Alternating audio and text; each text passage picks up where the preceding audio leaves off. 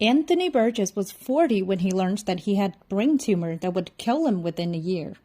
At the time, he was penniless and had nothing to leave to his soon-to-be widowed wife, Lynn.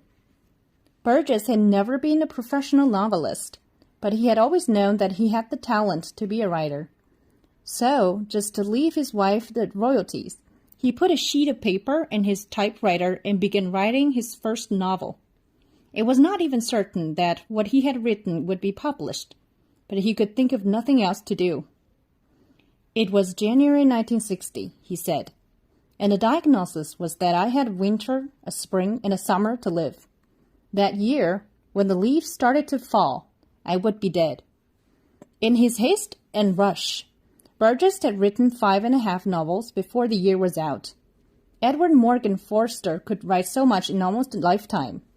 Jerome David Salinger, one of America's greatest writers, managed to write only half of that in his entire life.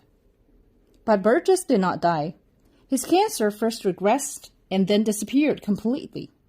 He produced more than 70 works in his long and full-fledged writing career, the most famous of which is A Clockwork Orange. If he had not been for the death sentence that cancer had given him, he might not have written even one of these novels. Most of us are like Anthony Burgess. We have great talent inside us that is waiting for an emergency situation to emerge.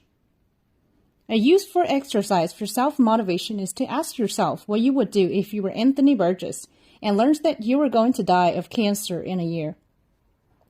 If I had learned that I had only one more year to live, what would I change in my life? How would I live that last year? What exactly would I do? It is a useful exercise to consider the brevity of life.